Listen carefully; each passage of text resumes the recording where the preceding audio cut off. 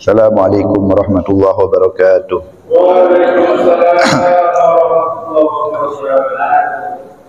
Alhamdulillah, alhamdulillahi rabbil alamin, wassalatu wassalamu ala asyrafil anbiya'i wal mursalin sayyidina wa habibina wa maulana Muhammadin wa ala alihi wa sahbihi ajma'in, amma ba'd. Nawaitu ta'alluma wa ta'lima wa naf'a wal intifa'a wa tadhakkura wa tadhkira wal hatha ala tamasuki bi kitabillah wa sunnati rasulillah wa dilalata ala al khair wa du'a ila al huda ibtigha'a wajhillah wa qurbihi wa mardatihi wa thawabih wa kama nawahu aslafuna salihun. Alhamdulillah, puja dan puji syukur marilah kita haturkan kehadirat Allah Subhanahu wa taala. Dengan nikmatnya dan karunia-Nya, Allah Subhanahu wa taala mengumpulkan kita di salah satu rumahnya, fi baitin min buyutillah, Masjid Jami' Nurul Falah. Mudah-mudahan duduk kita di sini, amal ibadah yang kita lakukan di masjid ini diterima oleh Allah Subhanahu wa taala, diridhai oleh Allah Subhanahu wa taala, dan juga pahala kita insyaallah dilipat gandakan oleh Allah Subhanahu wa taala. Dosa-dosa kita diampuni oleh Allah Subhanahu wa taala, derajat kita diangkat oleh Allah Subhanahu wa taala, segala urusan-urusan kita dimudahkan oleh Allah Subhanahu wa taala, hajat-hajat kita diijabah oleh Allah Subhanahu wa taala, dan juga mudah-mudahan Allah Subhanahu wa taala memberikan kita ilmu yang bermanfaat. Amin ya rabbal alamin. Alhamdulillah, di waktu dan juga di tempat yang penuh barakah ini, marilah sedikit kita akan meneruskan pelajaran kita di kitab Tuhfatul Zubat, masih tentang salatun nafilah. Sekarang kita masuki salatul duha ya.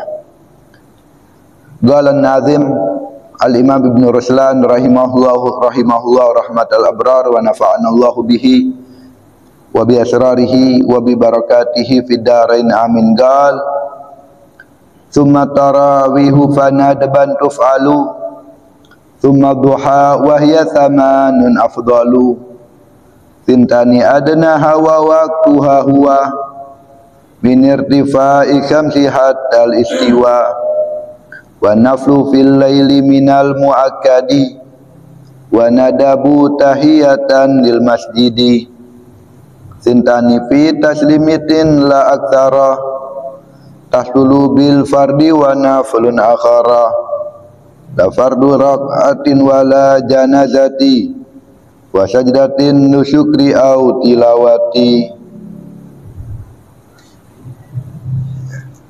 Ya, sebelumnya kita sudah bahas tentang salat ar-raghaib ya, ar-rawatib, yaitu qabliyah atau ba'diyah dan juga salat tarawih. Sekarang kita masuki daripada salatul duha ya. Tsumma duha. Ya, kemudian sunnah, salat sunnah selanjutnya yaitu adalah ad-duha, yaitu salat duha. Ya, salat duha juga dikatakan salat awabin ya. Jadi salat awabin ada bainal maghrib dan isya, dan juga salat duha juga dikatakan salat awabin. Salat duha di sini ay thumma minal masnunatid duha ay salatuhu wa hiya thamanun minar rakaat. Salat duha 8 rakaat, afdal, itu lebih afdal, min isnatai asyratin, dari 12 rakaat. Ini dalam pendapat daripada Imam Ibn Hajar ya. Wa in kanat aktsarha, sekalipun paling banyak salat duha adalah 12 rakaat, tapi tetap yang lebih afdal karena lebih kuat dalilnya yaitu adalah 8 rakaat.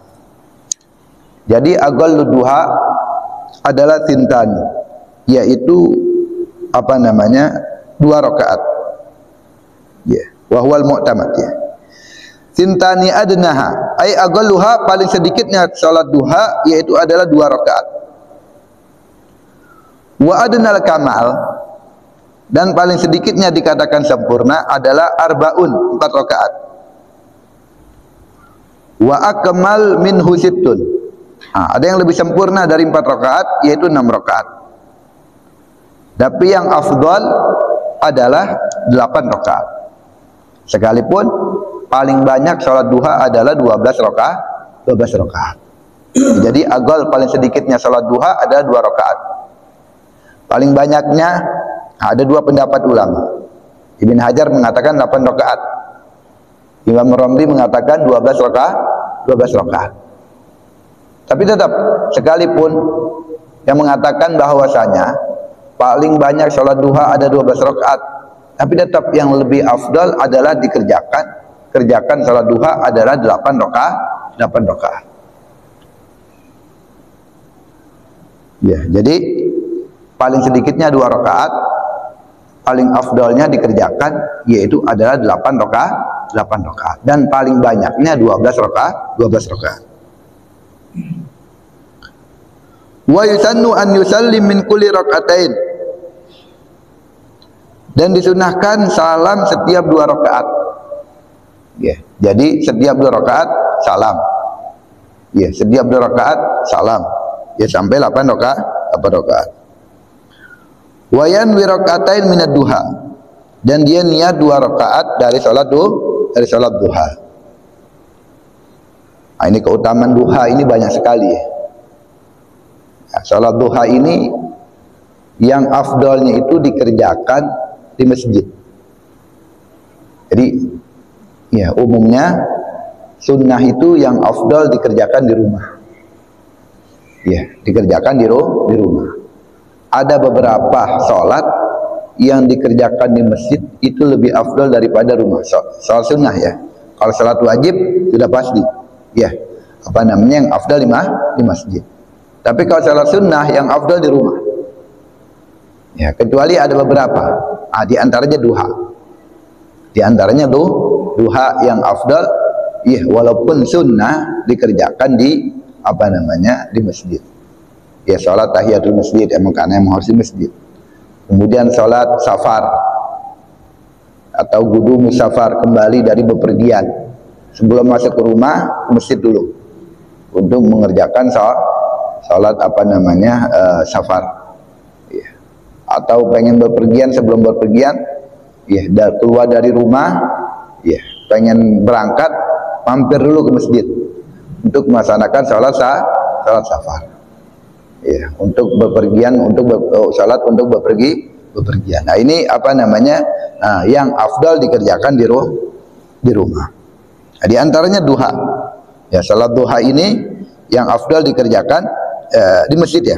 Ya, kerjakan di masjid. Salat safar tadi yang afdal dikerjakan di masjid. Waktu duha. Adapun waktu mengerjakan salat duha huwa min irtifa'i syamsi, ketika matahari naik, hatta istiwa, ya, sampai istiwa.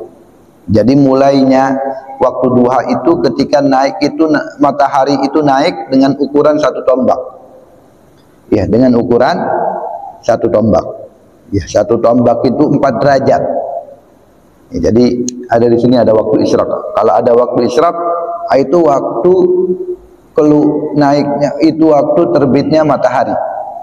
Ya, isyraq waktu terbitnya matahari. Setelah itu nggak boleh kita sholat.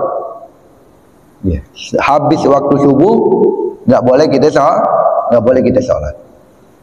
Sampai kapan? Sampai naik matahari itu naik dengan ukuran yang namanya qadrumhin, 1 tombak. Nah, 1 tombak itu 4 derajat. 1 derajat itu 4 menit.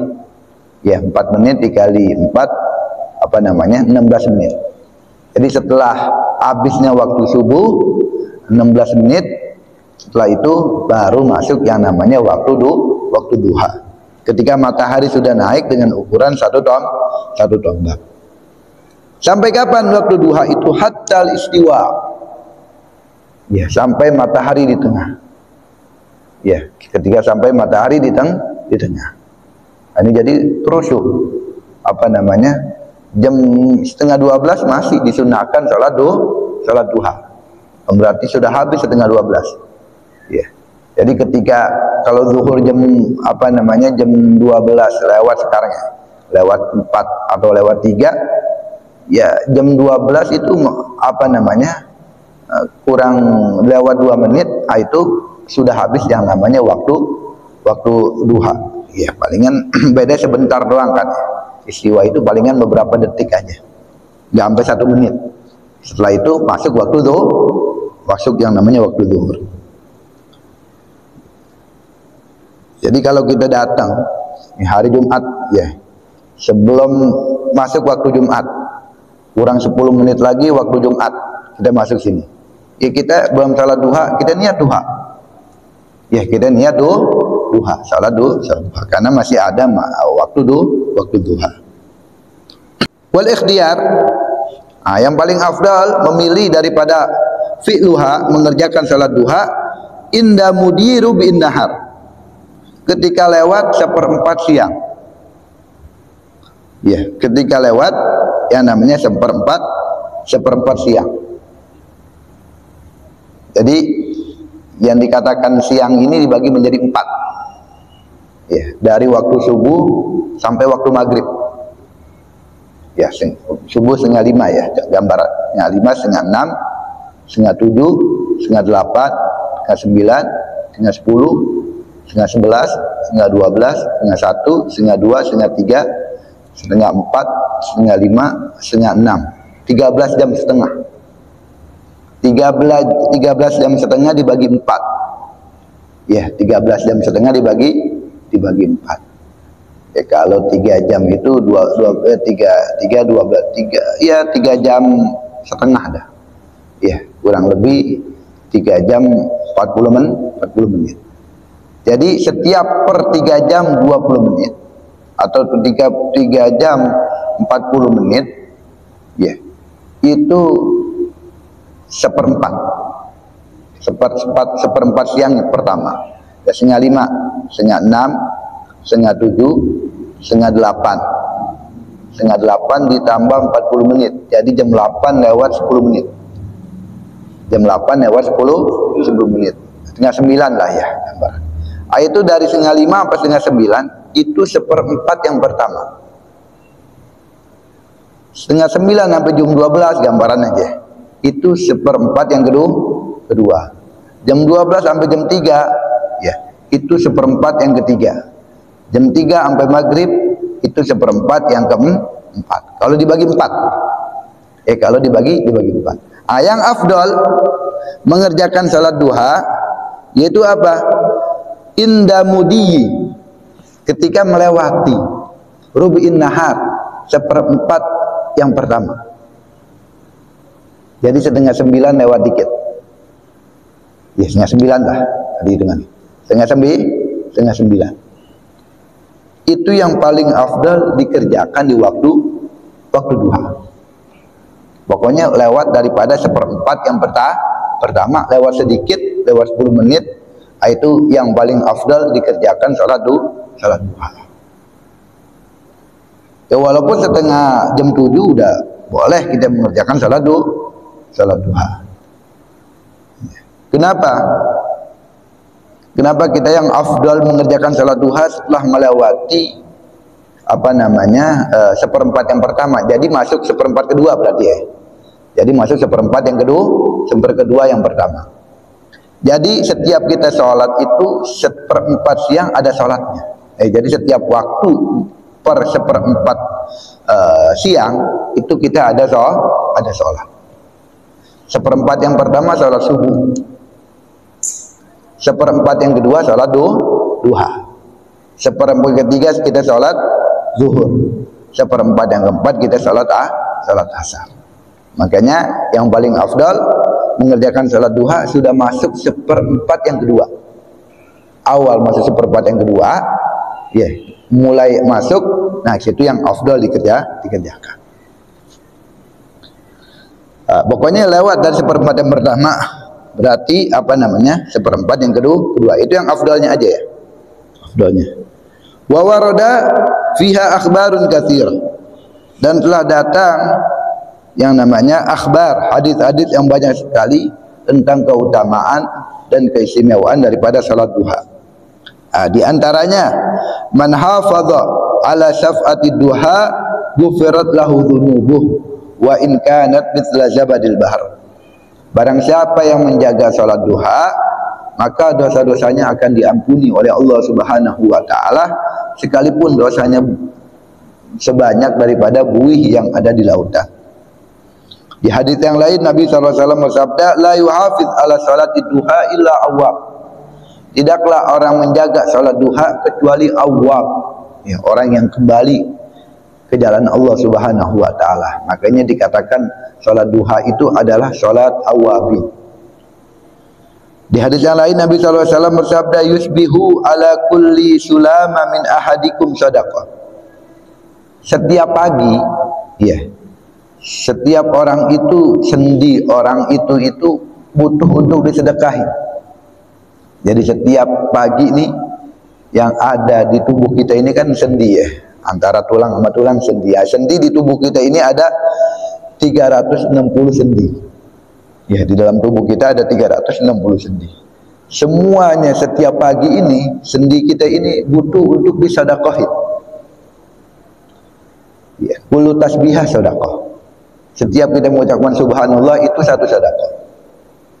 Kita mengucapkan alhamdulillah satu sedekah. Kita mengucapkan Allahu akbar satu sedekah. Kita mengucapkan la ilaha illallah satu sedekah. Wa amrun bil ma'ruf sedekah. Kita mengajak kebaikan dihitung satu sedekah. Wa nahyun anil munkar, dan kita mencegah kemungkaran juga dihitung satu sedekah. Wa yujzi'u, kata Nabi, dan cukup andalik dari itu semua. Ya, enggak perlu kita baca-baca yang tadi, tapi cukup itu semua 360 rakaatani, 2 rakaat ya raka'ahuma minad duha, yang kita kerjakan dari sholat duha. Dengan kita mengerjakan sholat duha 2 rakaat, maka sudah kita seakan-akan bersedekah untuk seluruh sendi-sendi kita yang banyaknya itu 360 sendi. Ya, nggak perlu baca-bacaan lagi udah. Tapi apa namanya, 2 rakaat yang kita kerjakan sudah menutupi semuanya. Ya, sudah menutupi semuanya. Kemudian juga Sayyidina Abu Hurairah, beliau pernah berkata, Autani Khalili kekasihku telah berwasiat kepadaku bitalatin, dengan 3 perkara. Yang pertama, an utir qabla an arqud, supaya saya salat witir sebelum saya tidur. Kemudian wa an usalliya rakaatai duha, dan Nabi berwasiat kepadaku yang kedua untuk saya mengerjakan 2 rakaat duha setiap harinya. Kemudian yang ketiga, wa an asum salasata ayyam fi kulli syahr, dan agar saya berpuasa setiap bulannya paling tidak 3 hari. Itu wasiat Nabi kepada Sayyidina Abu Hurairah untuk mengerjakan witir sebelum tidur, kemudian mengerjakan sholat duha 2 rakaat, dan puasa 3 hari pada setiap bulannya. Dan juga orang yang mengerjakan salat duha ini bisa majlabatul rizq, ya, bisa apa namanya, mendatangkan rezeki yang tidak diduga-duga. Nah, bagaimana kalau kita niat salat duha itu niatnya supaya rezeki kita dilapangkan oleh Allah? Apakah termasuk kita itu mengerjakan salat duha dikatakan ikhlas? Ini kata ulama, dikatakan juga ikhlas. Jadi ikhlas itu ada 3 tingkatan. Tingkatan yang pertama, kita beramal semata-mata untuk mengharap ridho Allah, tidak mengharapkan yang namanya pahala atau takut dosa, atau tidak mengharapkan yang namanya surga atau takut neraka. Enggak. Pokoknya dia beribadah semata-mata mengharap ridho Allah, untuk mendapatkan cinta dari Allah Subhanahu wa taala. Ini tingkatan ikhlas yang paling tinggi. Kemudian yang kedua, dia beramal ya mengharap mendapatkan pahala atau mengharap surga, atau takut berdosa kalau dia enggak mengerjakan, atau dia takut masuk neraka. Juga ikhlas juga. Tapi ikhlas tingkatan yang kedua. Nah, ikhlas tingkatan yang ketiga, ini gambaran seperti ini. Yaitu orang mengerjakan salat duha, yaitu supaya riziknya dilapangkan oleh Allah Subhanahu wa taala. Yang penting ada dalilnya. Yang penting ada dalilnya atau ada amalannya. Ya, seperti orang membaca surat Waqiah. Man qara'a surah Waqiah ya fil lailah lam yusibhu faqr. Barang siapa membaca surat Waqiah pada setiap malamnya, maka dia enggak akan tertimpa fakir selamanya. Atau habis zuhur dia baca la ilaha illallah wahdahu la syarikalah, la ilaha illallah al-malikul haqqul mubin sebanyak 100 kali. Nah, ini juga bisa majlabatul rizq, bisa mendatangkan rezeki yang tidak diduga. Nah, ini dianjurkan ya untuk kita salat duha, jangan kita tinggalkan. Baca doanya Allahumma inna duhauka wa bahauka jamaluka wa quwwatuka. Dan juga kalau kita mengerjakan salat duha pengen 4 rakaat, di rakaat yang pertama kita wasamsi wa duhaha, di rakaat yang kedua wa duha, kemudian rakaat yang ketiga, yang keempat ya, itu kuliah, baru kemudian qul huwallahu ahad. Pengen 8 rakaat, ya udah yang ke yang ke 5, 6, 7, 8 kuliah sama qul huwallahu ahad. Ya, kuliah dan qul huwallahu ahad. Ya kan dalilnya itu. Ya, dalilnya bahwasanya Nabi SAW membaca di sebelum subuh, sunnah sebelum subuh, membaca rakaat pertama qul ya ayyuhal kafirun, dan rakaat yang kedua yaitu adalah qul huwallahu ahad. Makanya setiap salat sunnah itu dianjurkan baca itu. Ya, baca surat pertama qul ya, qul huwallahu ahad. Kenapa? Nah, dalilnya mana itu? Yang tadi. Dikiaskan dengan yang dalil yang tadi. Dan juga dianjurkan ya. Ini diantara para salaf ini, mereka itu setelah salat duha itu mereka itu membaca nama Allah ya Sami, ya Sami, ya Sami, ya Sami, ya Allah yang maha mendengar. Ini pengen doa kita diijabah. Kalau kita pengen ada hajat, ada perlu, dan doa kita pengen diijabah, selesai kita salat duha dan baca doa duha, kita dianjurkan membaca ya Sami, ya Sami, ya Sami sebanyak 500 kali. Setelah itu baru kita berdoa. Insyaallah doa-doa kita diijabah oleh Allah Subhanahu wa taala. Kemudian wan naflu ay salatun naflil mutlaq fil laili minal muakkad. Salat sunnah mutlak fil laili di malam hari, minal muakkadi termasuk salat sunnah yang muakkad. Ya, salat sunnah yang muakkad, yang sangat kuat dianjurkan. Wa huwa afdal minal mutlaq fin nahar. Salat sunnah mutlaqah di malam hari itu lebih afdal daripada salat sunnah mutlaqah yang dikerjakan di siang hari. Ya, disedangkan siang hari. Li khabari Muslim, karena ada riwayat daripada Imam Muslim. Kata Nabi, afdalus salah ba'dal faridah salatul lail. Paling afdalnya salat setelah salat yang wajib adalah salat di malam hari, salatul lail. Dengan kita mengerjakan salat malam, itu namanya sama juga kita mengatakan qiyamul lail, menghidupkan malam. Ya. Ada salatul lail, ada salatul tahajud. Ya, ini sama-sama dikerjakan di malam hari. Akan tapi kalau tahajud itu dikerjakannya itu ba'da naum, setelah tidur. Ya, kalau kita begadang, contohnya jam sampai jam 2, sampai jam 3 kita belum tidur, Kita pengen sholat, ya sholat aja, sholat malam katanya. Bukan sholat tahajud karena belum tidur. Tapi kalau kita sudah tidur walaupun sebentar, walaupun 1 menit 2 menit tidur, kita bangun, kita sholat, maka sudah dikatakan sholat tahajud. Jadi kalau sholat tahajud itu ya dikatakan ba'dan naum, ya setelah tidur. Sholat malam dikerjakan setelah tidur. Wa awsatuhu afdal min tarfaih idza qasamahu atsalatsa. Nah, kalau kita ingin membagi malam ini menjadi tiga bagian. Ya, dari Isya sampai subuh. Ya, kita bagi 3. Ya, dari jam 7 sampai jam 10, 10 sampai jam 2, 2 sampai subuh. Contohnya. Yang paling afdal bagaimana? Wa awsatuhu. Yang paling afdal kita mengerjakan sholat malam itu di tengah-tengahnya. Yang paling afdal kita mengerjakan sholat malam itu di tengah-tengahnya. Jadi di antara jam 10:30 sampai 11:30 itu. Kalau kita ingin membagi malam itu menjadi 3. Dari jam 10 sampai jam 1, dari jam 10 sampai jam 1. Fa in arada al-qiyam bi thuluth. Ya. Ya. Sekalipun kalau dia bangun di fi thuluth, ya, sepertiga ya. Fal afdal as-sudus.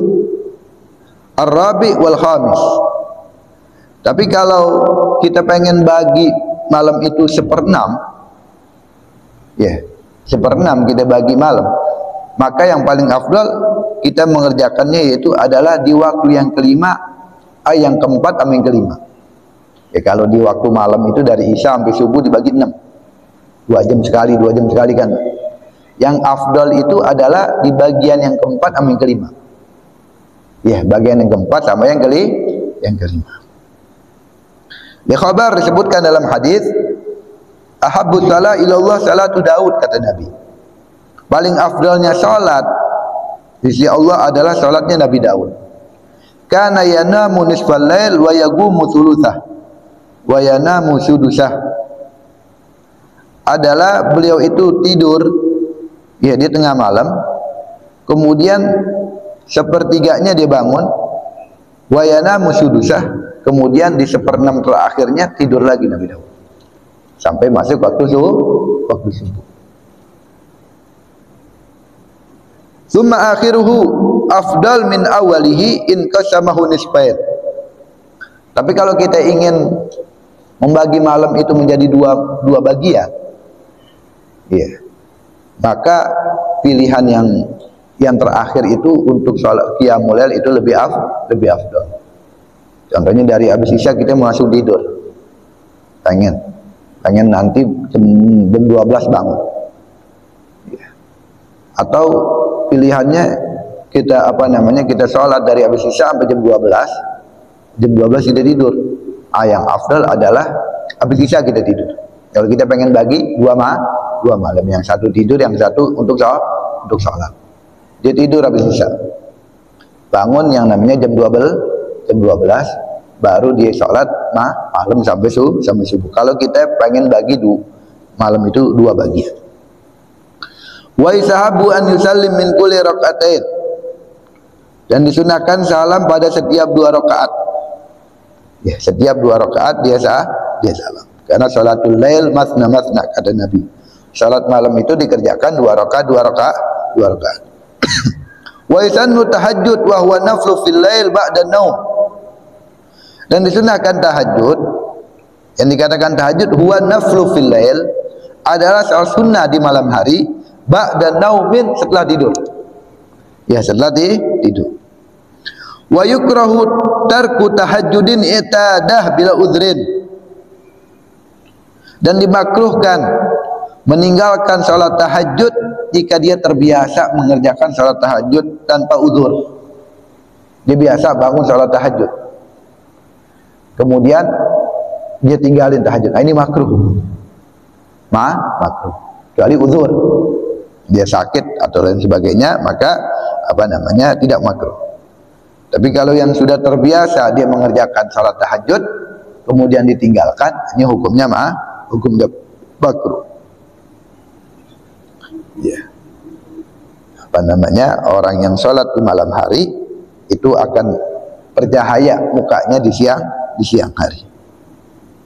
Ya, bahkan ahlul laili fi lailihim aladzu min ahli lahwi fi lailihim.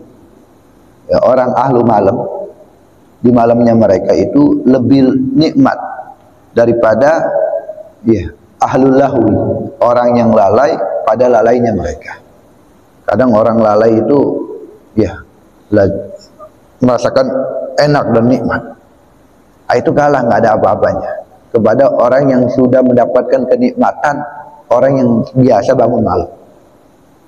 Orang yang biasa bangun malam. Makanya salaf pernah mengatakan, ma ghammani mundu arba'ina sana illa waqad tala'al fajar. Tidak membuatku sumpah selama 40 tahun illa kecuali qad tala'al fajar, telah terbit yang namanya waktu fajar. Kenapa? Karena waktu sahur atau waktu di sepertiga terakhir malam itu waktu yang lagi nikmat-nikmatnya, sedang berduaan kepada Allah Subhanahu wa taala. Waktu yang lagi puncak nikmat itu. Ketika kita munajat, ketika kita berdoa kepada Allah Subhanahu wa taala.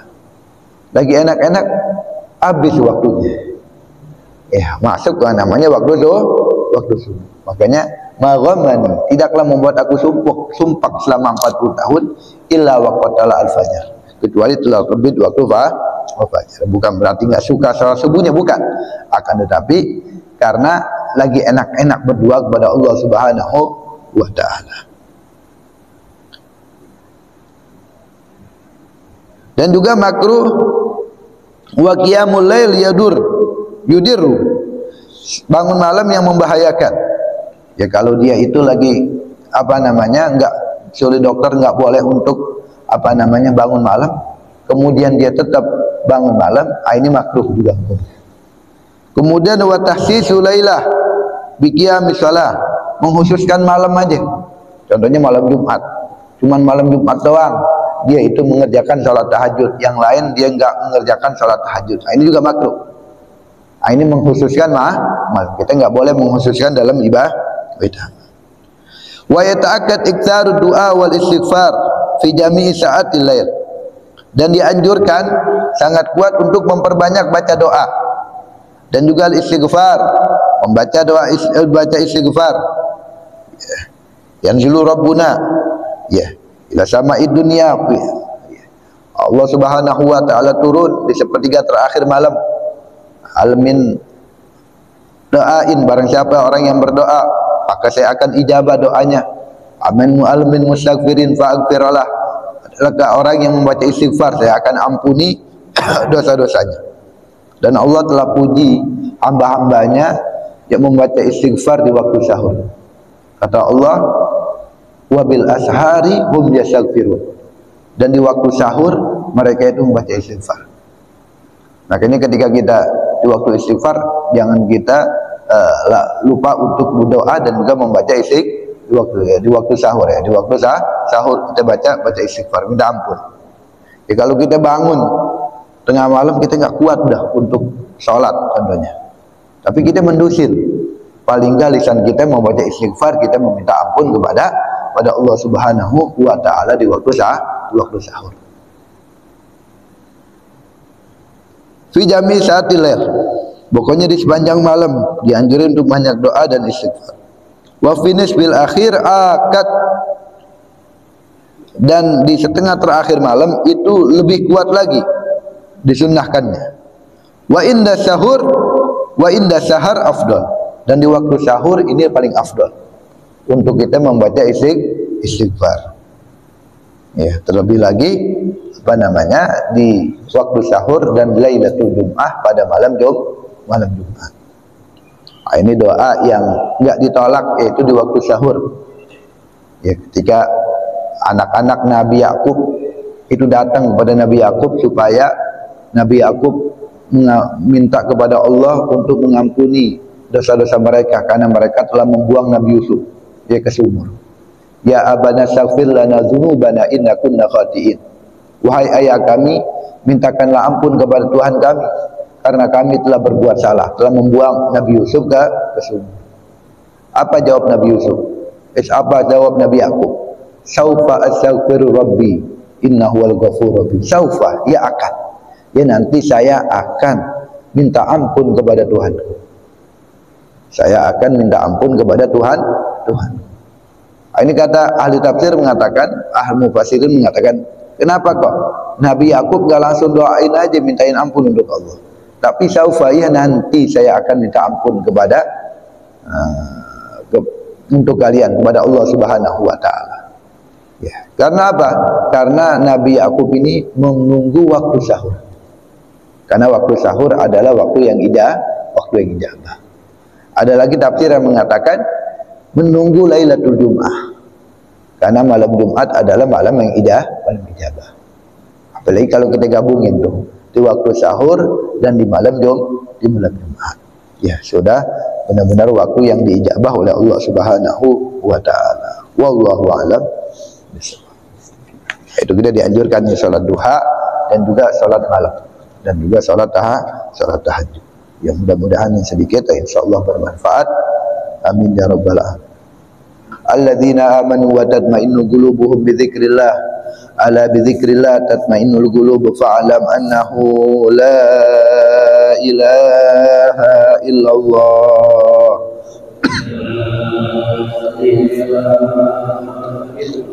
La ilaha illallah.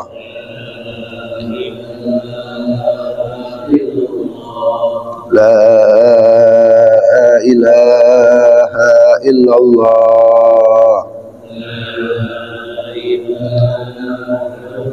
Muhammadur Rasulullah sallallahu alaihi wasallam. Kalimatu haqqaliha nahya wa 'alaiha namut wa 'alaiha nubath insyaallah ta'ala minal aminin bi rahmatika ya arhamar rahimin. Ya rabbana atarafna bi annana wa annana asrafna ala ladha fatub alaina tauba tagsilu kulla hauba wastur lana al-aurati wa aminir rawati waghfir Rabbi wa mauludina wal ahli wal ikhwani wa sairil khilani wa kulli dhi mahabba au jiratin au syahba wal muslimina ajma'a amina Rabbi asma' fadlan wa judan manna la biktisabi minna bil mustafa rasulin a'dha Sallallahu wa sallam Rabbi alaihi adal habbi wa alihi wa sahbihi dadatu si suhbi walhamdulillah fil badi wa tanahi hamdan mahabbatin nasaim wa ila hadratin nabi Muhammadin sallallahu alaihi wasallam sirri asraril Fatihah.